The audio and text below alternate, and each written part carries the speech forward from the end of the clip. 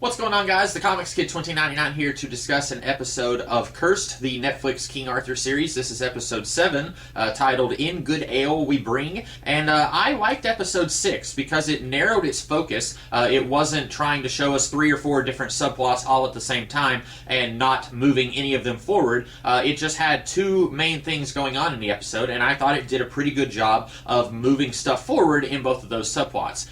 This episode is back to scattering its focus a little bit. We've got 3 or 4 different things going on here, and once again, I don't think this series is capable of juggling that many plot balls all at the same time. So we are back to showing what's going on with Pym with the Vikings. Basically, she convinces the captain of the ship, instead of going and robbing these people who have already been robbed a few times, why don't you go after the Red Paladins? They've got a lot of gold. And then they do this, it works for them a little bit, and then they get attacked by Red Paladins. And that's the last we see of that subplot. Meanwhile, Nimue, Morgana, and Kaze, they are on the run from some of Uther's men who are trying to get the sword, and so they duck into a cave, and then we find out about this evil spider goddess called the Kalyak. And we've never heard about this thing before, but basically a long time ago it helped some of the natives of this land repel a Roman invasion, but then in payment it wanted their children. And so they are in this cave, and then Nimue suddenly decides she doesn't like the sword, so she throws it in this deep cavern. And she does this because Merlin warned her that it was going to corrupt her. But she doesn't trust Merlin at this point. She thinks that he's bad news. She doesn't want to see or hear from him ever again.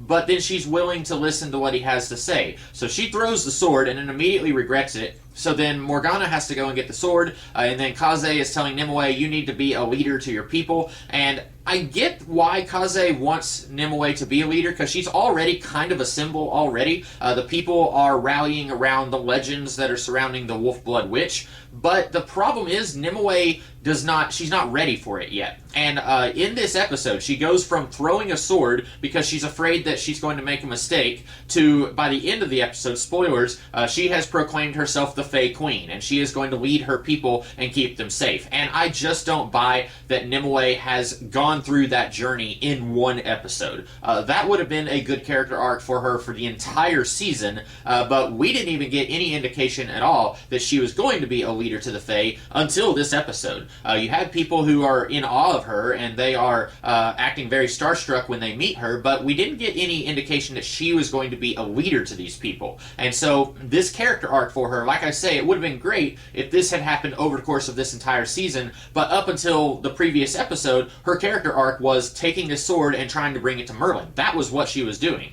She didn't have any indication that she was going to become a leader, and now, in one episode, she's decided she's going to be the Fey Queen, and it just comes completely out of nowhere and comes way too soon after it's introduced. I think this idea should have been seeded a little earlier in the series, and we should have let it develop a little bit better, especially since there are entire episodes where Nimue isn't really doing a whole lot other than trying to find Merlin and bring him the sword. But anyway, while that's going on, Arthur and Gawain, they were with a group of Fey people because they needed to go and check on a mill and bring some food back to Nemos, and then they are attacked by the Weeping Monk and some of the Red Paladins. And basically, by the end of this subplot, Arthur and Gawain, they're cool with each other.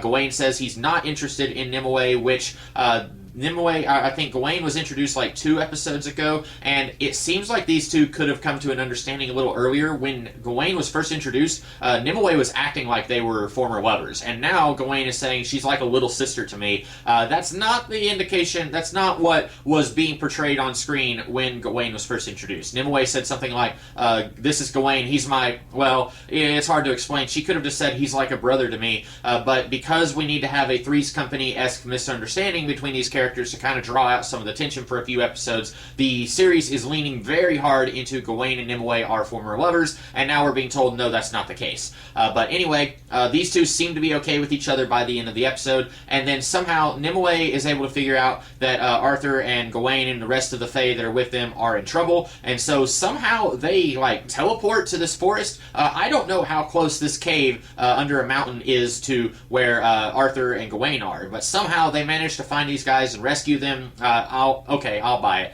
And then the last subplot that we have here, Morgana, while she goes to get the sword, she sees her girlfriend from the convent, and then she's happy to see her, but then the girlfriend is saying, hey, you should really listen to Kaliak. Kaliak is pretty cool, and Morgana's like, whoa, what are you talking about? Girlfriend admits that she's already dead, and then the Kaliak, through the girlfriend, tells Morgana that she will be the greatest sorceress in the land, and not the Wolfblood Witch. And then Morgana says, okay, I believe you.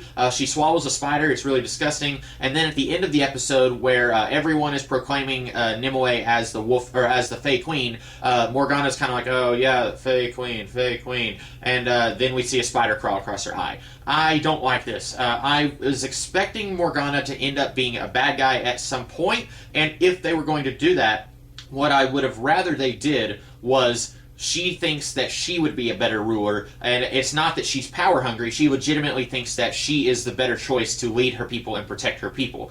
She might see Arthur or Nimue, whoever is the leader, she sees them as a threat to her people, and these choices you guys are making are getting our people killed, but I would not do that. I am the better person to protect all these people. I figured that that was the direction they would go in. That's what I wanted to see them do, and no. Instead, they've got this goddess that we've never seen before this episode. Suddenly she's introduced, and technically we still haven't seen her. We've seen, I guess, her disciple, Morgan's girlfriend. We've seen her, but we haven't seen the goddess itself. And she comes in and says, hey, I'm going to seduce you to the dark side. And Morgan, without really fighting this, says, okay, I don't like it. Again, this is something that probably should have been stretched out a little bit. We were introduced to Morgan in like episode 3, I think, or maybe episode 4. We could have had her getting visions from Kaliak as soon as we meet her. She could have been, trying to pray to the Christian god in the convent, and then she gets a telepathic message or something from Kaliak, and it's saying like, don't shy away from your true nature. You are a Fae. You have magical potential. I can help you with that. And she's saying no, no, no, and then eventually she gives into that. That would have been better. But this heel face turn, if that's what's going to happen, it's coming way too soon. And again, I feel like this is only happening because her name is Morgan, and anyone who knows anything about King Arthur knows that Morgan Le Fay is a bad guy most of the time. I don't mind her being a villain, I just wish they had a better reason for her being a villain. So that's about it for this episode. We are moving along. Oh, no, that's not it. I'm sorry. Merlin. Merlin goes and grabs the midwife. If you remember a few episodes ago, Merlin stupidly told Uther's mom that he is aware that Uther is not her biological son. She was married to the king, he died, she had a baby, but then the baby died, and so she went and bought some peasant person's baby and said, hey, look, it's my baby, and that way she could still stay in the castle and be the queen mother, while her son, who was not her son, he would be the king, and then she could retain her power. Merlin told her that he knew all about that, and then in this episode we find Merlin has found the midwife. He kept her hidden away, and now he needs her help. So then he goes to Cumber the Ice King, and we find out here that he was actually the cousin of the baby that died. And I don't know how Cumber the Ice King knows that the baby died, because no one else in the kingdom knows about this except for Merlin, the midwife, and Uther's mom. So I don't know how Cumber knows about this, but somehow he knows that his infant cousin died and that Uther is not really his cousin. So then the midwife, she gets out this little blanket that's covered in blood, and then Cumber says, oh, this is the blood of my cousin. And she says, yes. Now, I don't know how that's going to do them any good. If this was set in the 21st century, you've got such a thing as DNA testing. You could take this blood-stained blanket, and you could figure out, okay, yeah, whoever bled onto this blanket is related to this Viking guy over here. But in the 5th century, I don't think that this is going to do them any good. And if the midwife just stands up in front of everyone and says Uther is not really that woman's son, he's just a peasant baby, that's not going to do any good because it's just her word against everyone else's. Uther could say, have her put to death, she speaks treason, and then it wouldn't do any good. So I'm not really sure what Merlin hopes to gain from this or why he thinks that this is going to work. I'm not really sure what their plan is, but now Merlin is allying himself with Cumber, who we have seen very little of. We saw him 2 episodes ago, and he said he was the rightful Pendragon heir, and that's it. Again, this series is doing a whole lot, but it's not focusing its attention on the right spots. We've got these subplots that are coming in that are vitally important in the series, but then it spends barely any time on developing those subplots. This Cumber thing should have been introduced in like episode 2. This whole idea that Uther is the illegitimate son of this woman, and that he's sitting on the throne unrightly so. It's kind of sort of Game of Thronesy. I talked about that a couple of videos ago, how this is very inspired by Game of Thrones, with Ned finding out that Cersei's kids are not Robert's kids. That all stuff is crucial in Game of Thrones, and it's given the proper spotlight and weight in that series. But here, this Cumber coming in and saying he's the rightful king, we don't know anything about this guy. We don't know where he came from. It wasn't until this episode that we found out that he was the cousin to the Pendragon baby that died. So I feel like this series, it has an idea of where it wants to go. It just doesn't know how to get there. Anyway, I guess we're just going to keep going and see where the series leads us. I have no idea what's going to go on with Pym, if she's going to stay with the Vikings, if they're going to survive this attack by the Red Paladins. There's a lot of stuff in the air right now. I'm still kind of half and half on this series. There's things about it I really like, and then there's a lot of stuff that I really don't. That's about it for this episode. I hope you guys liked this video, and if you did, I will be back with more videos pretty soon. In the meantime, you guys have a great rest of the day. Catch you later.